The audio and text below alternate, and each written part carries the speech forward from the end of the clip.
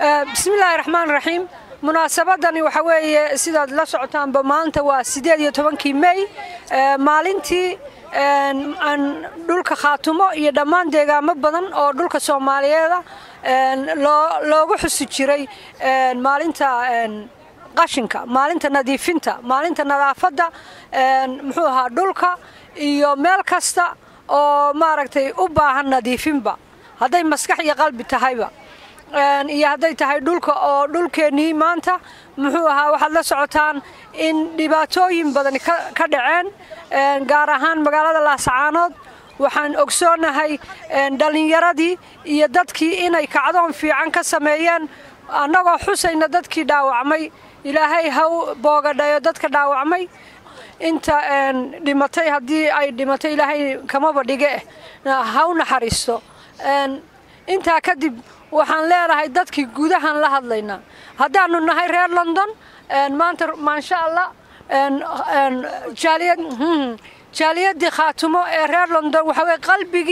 qalbiga iyagu weydin la jira waxa weeye dareenka iyagu waa dareenkiina gudaha hadaa joogtaan waxaanu idinka baahanahay inaad muxuu ahaa iska rogtaan heeryada ama dhibaatada idin saaran kacdoonka maanta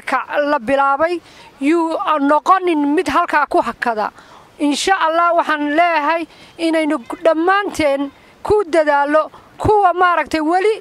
rajo aan fiican qabina waa inay soo jeestaan ee dhulkeena dhalinyarada baan gaar ahaan ula hadlaya ha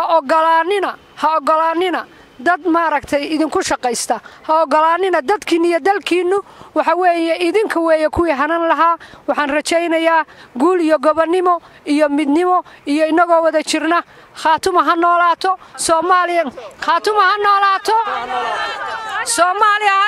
Soomaaliya ha noolaato dhammaan waxaan leenahay nadaafad wanaagsan meel kasta aad joogtaan qurun waliba waxay leedahay maalin ay ku astaysato wax qabadkeeda iyo bini'aadamku waxyaalaha ka faa'iideystaan maalintan ay diinmay oo ugu astaysan dad badan oo reer Soomaaliya inkastoo aan loo dhamayn maalintaas wali la wada qaadan inay tahay maalinta nadaafada ama in la iska ururiyo qashinka inta qashinku ku jira baa leeyahay cudurku ku jira marka waxa weeye maalintan horta waxa weeye hadii aan anagu reer London nahay waxaan ka sameynay maanta magaalada London si wanaagsan ayaan uga ururinay qashinkii midda labaad ee jirta waxa weeye ummadda Soomaaliyeed oo dhan aan u sheegaynaa in dad ay ula baxeen magacyo kale iyagoo tuuray maalmahoodii qaaliga ahaa sida 26 June oo ahayd maalintii ugu horeysay ee hooyada maalmaha xorriyadda ummadda Soomaaliyeed oo 26 June ahayd waxaan aad iyo aad uga xunnahay in dad badan lagu xidhay lagu dhaawacay lagu dilay Soomaaliya midnimada ay u dhimanayaan reer Khaatumo magaalada Laascaanood la yiraahdo caruur iyo dumar iyo ciroole maanta waxa weeye dad aad u fara badan waan cambaaraynaa falka foosho xun ee lagaga kacay magaalada Laascaanood ee loo adeegsaday hubka noocyadiisa kala duwan iyagoo dadku dareenkooda iyo rabitaankooda ka turjumaya marka waxaan leenahay Soomaaliya ha midowdo Soomaaliya waa mid Soomaaliya waa hal dal waa hal calan waa hal ciid waa hal diin السلام عليكم ورحمة الله وبركاته ما أنت ودو جدًا ماشى نتاجرنا هاي أنا قرب كنا جد أيوه نفكر كي يجنوا حاويان إن الأسود جد بالنسومالي وين دمان ما أنت معناه هذا وحوي هاي أنا ما أنت معناه هذا وحنوية وما أنت قشين كأنه سك قاعدين قشين كأنه فكر كقدم بيان وحاويان رنتي ما أحكي قشين جر وحاويان وحي حنبارسنيا فكر وين oo runtii Soomaali iyo midnimo ayuu xambaarsan yahay fikirkaas wuxuu kaloo xambaarsan yahay in la iska nadiifiyo dadka dulmiga wada oo caruurta iskoolaadkoodii xiray takhaatiirtii xiray horumar u diiday deegaamada Sool iyo Sanaag iyo Cayn ma aha qashinka kaliya in la qaadayo wax kasta oo fool xun wax kasta oo na dhibaateeya ayaanu maanta iska nadiifinaynaa. Assalaamu calaykum waraxmatullaahi wabarakaatuh. anigu hadal badan uma bixin laakiin waxaan u sheegayaa ummadda Soomaaliyeed annagu Soomaali baanu nahay khaatumaanu nahay xaq darro kuma socono xaq baanu ku soconaa caruuraha yagii baa la leynayaa dalka yagii ciidayadii baa lagu haystaa maanta inta ka dhacday Laascaanood aad iyo aad baan horta uga xunnahay waxaan u sheegayaa laakiin madaxweynaha Soomaaliyeed dadka dhintay calanka buluuga inay u dhinteen waxaan u maleynayaa ma oga baan u maleynayaa waxaan leeyahay madaxweynaha Soomaalidu dadka weynaad gaar u eegtaa madaxaada kaga fadhiya adaan hor taagan cadawgaada noo haya waxaan ku leenahay horta taas dib uga noqo ka fiirsa arimaha intii dhimatay maanta ku dhimatay Laascaanood ilaahay waxa subhanahu wa ta'ala waxaan uga baryayaa janno firdawsa inuu ilaahay ka waraabiyo waa mashaahid way xaq bay ku dhinteen xaq bay ku socdeen xaq darro kuma soconin ninka dulmiga ku socda ayaa bacay laakiin iyagu maanta waa ahlu janno intii daawacantayna waxa leeyahay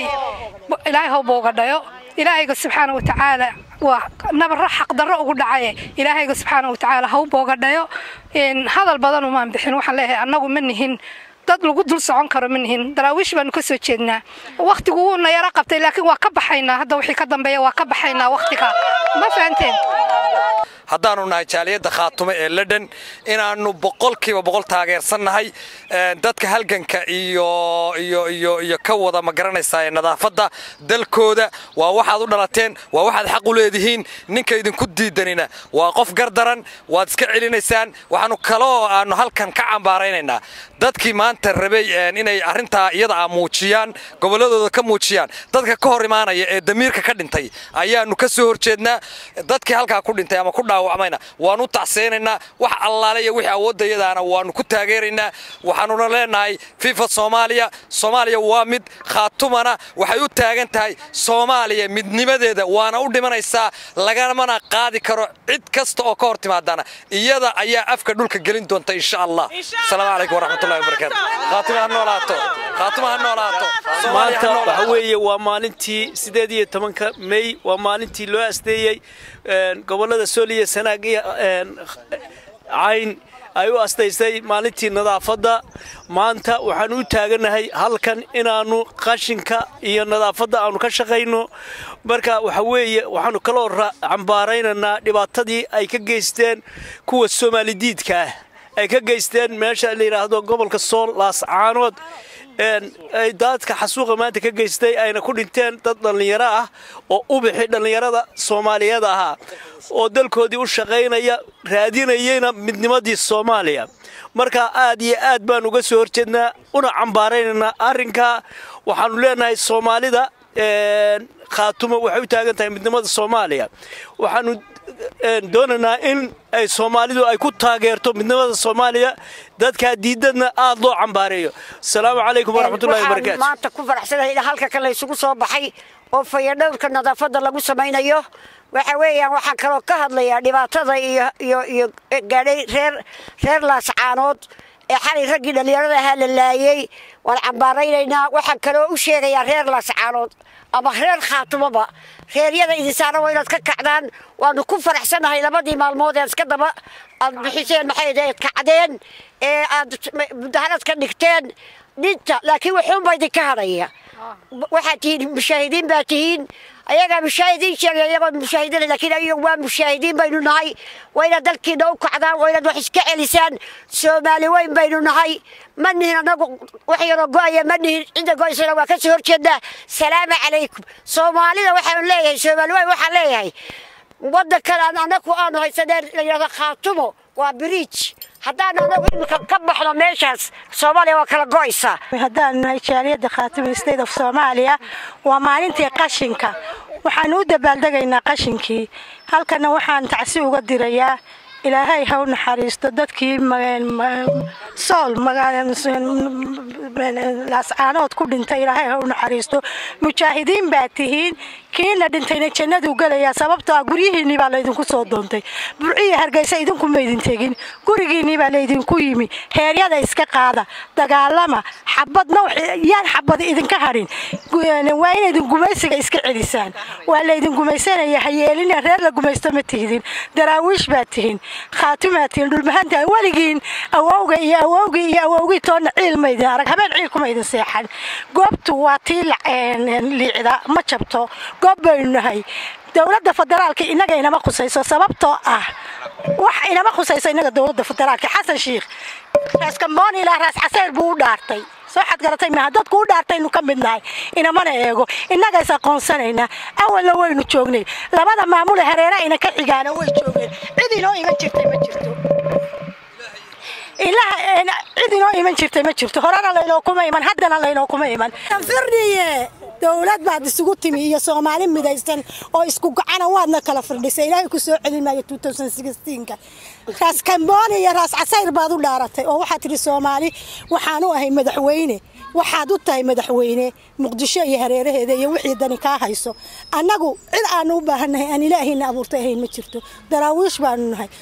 gaala indhaha buluug leh ayaanu ceyrsanno wadanka ka saaray haddana cid aan u daahaynaa ma jirto labada reer hareeraha naga degan horena way u jireen haddana way jireen cid ay wax ka qaadayaan ma jirto khaatumaanu nahay midnimada Soomaaliya aanu taaganahay dalkayaga lagu leedi maayo dulmidoon ha noqon shalay baad tirahdeen waana la dulmiyay maantana tana haysan laas caanood ku leedi maysaane waxba ha iska saareenina leedin aqoonsan maayo aqoonsigiinu cali khaliif iyo khaatimu gacanteeda ku jira iyaga gacanta hoorsi dadka laas caanood ee khaatimo state ee maanta lagu laayay laas caano ayagoo dhulkooda nadaafsanaya oo qashinka ka guraya lagu laayay ilaahay intii dhimatay ha u naxariisto intii nool Allah u bogadhayo maanta dadka wadanka iyaga nagula dagaalamaya ayaanu ka soo horjeednaa maanta